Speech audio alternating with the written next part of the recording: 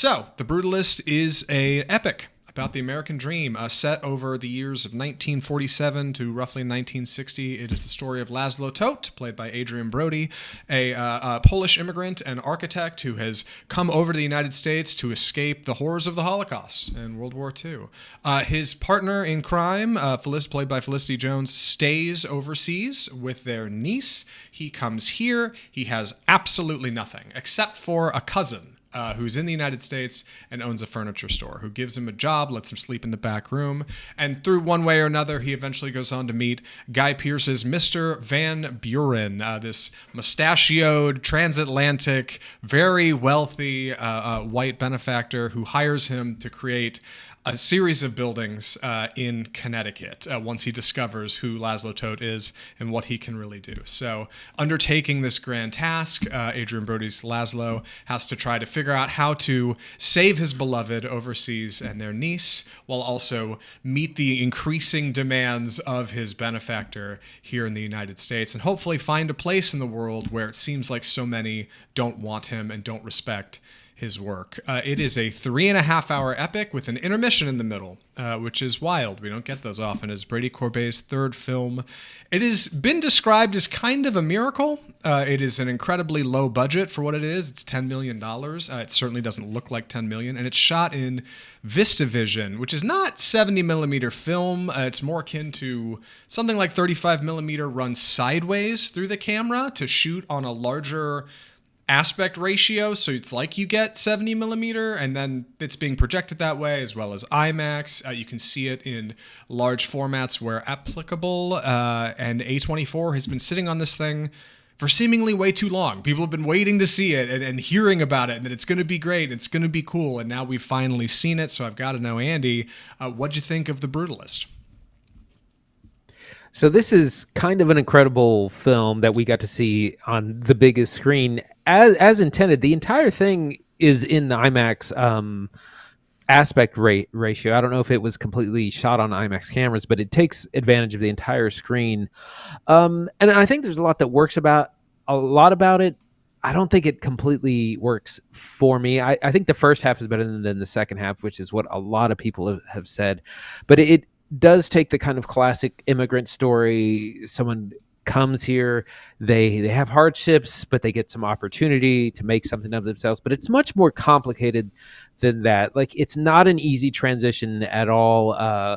Laszlo is not, and he's initially welcomed by his cousin Attila, played by Alessandro Nivola.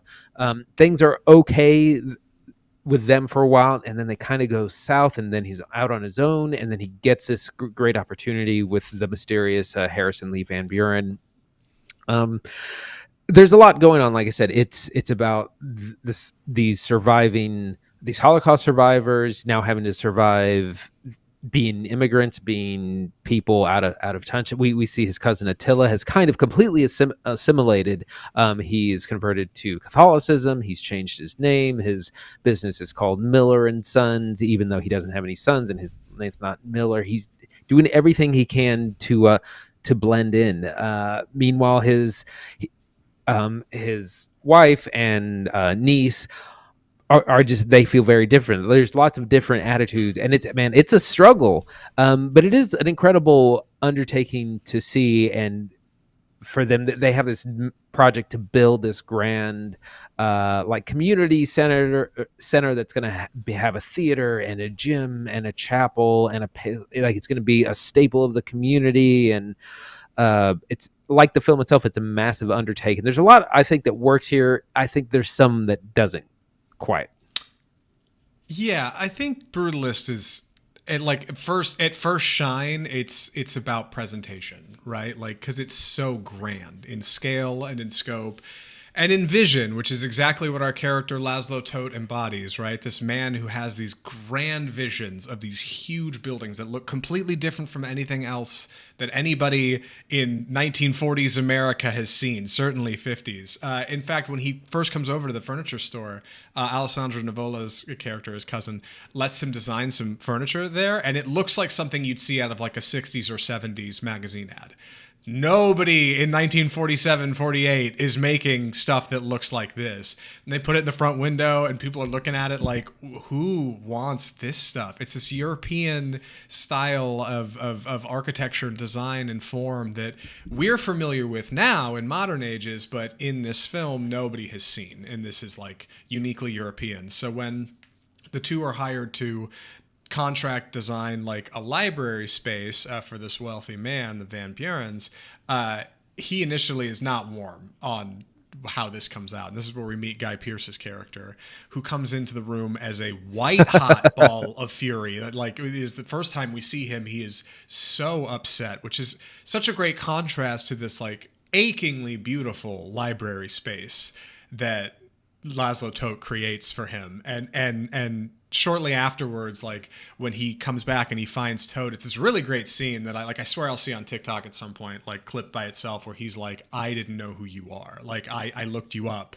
I found out more about you. Why are you shoveling coal in Pennsylvania? You've got to come with me. You're so much grander than this.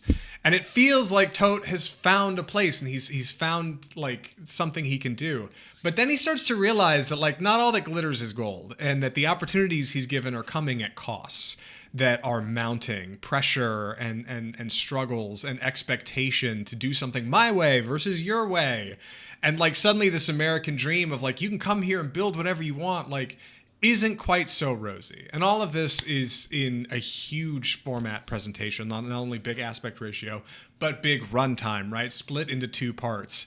And I think that like unwavering commitment to design and style that runs through our lead, our main character, and also our writer and director, Brady Corbet, like gives us a lot of confidence in a movie like this. It's going to be an IMAX and it's huge and there's an intermission and it feels like a movie made for movie guys, movie made for movie nerds, movie heads, right?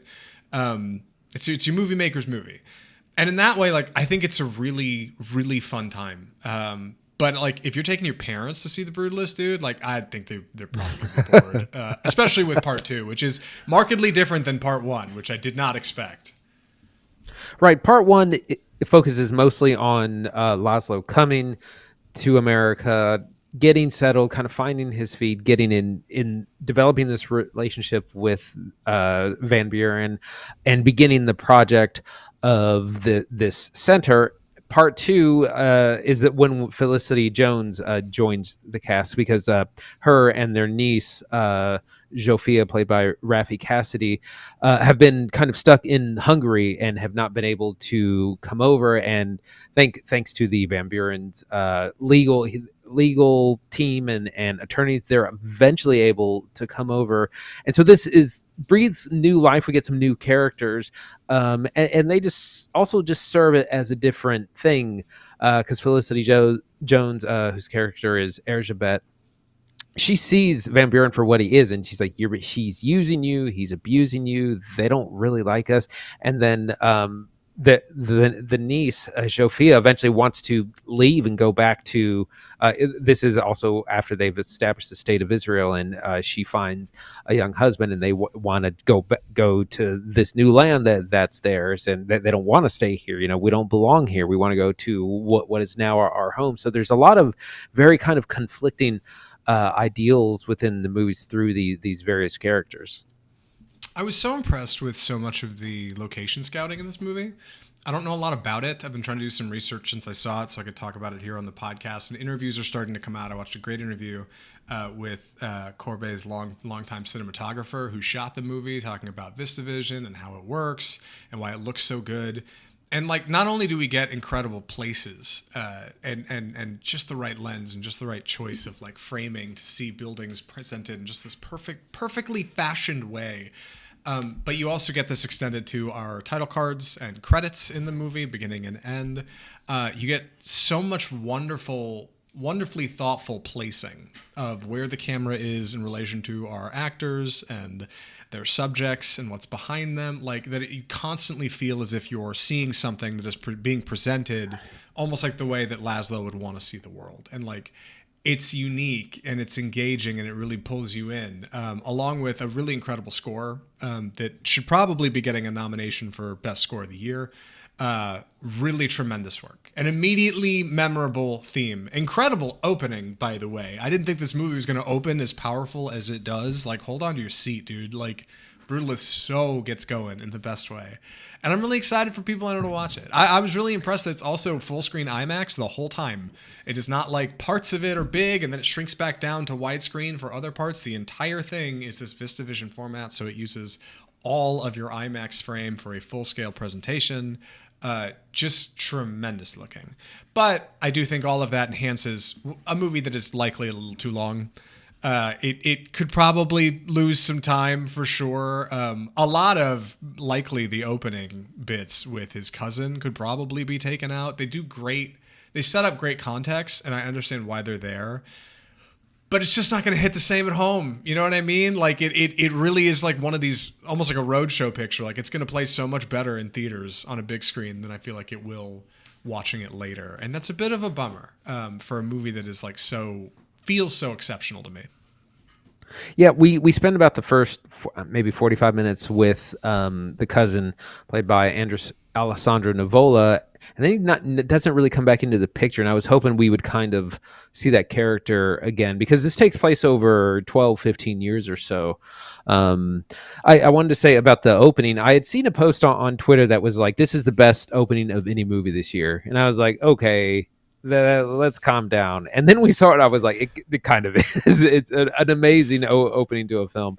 Like I said, I like the first half better. It feels much more focused, and like we met this man and we're going to build this thing. It's an embodiment of the American dream.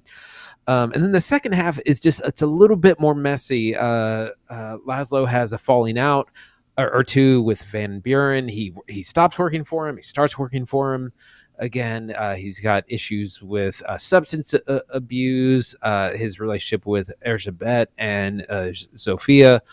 It's not as focused in the second half. And I was that's when I started looking at my watch, because basically both halves are about an hour and 45 minutes. So the second half doesn't work quite as well for me.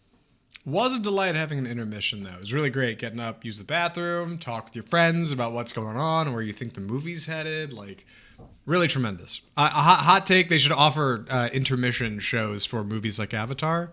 You don't have to run them in everything, but like if select IMAX screenings of Avatar had an intermission, I'd be more likely to buy one of those tickets so I could get up in the middle of it and wouldn't feel like I'm going to miss anything and get more popcorn. Like, just saying. Pro intermission here on the show.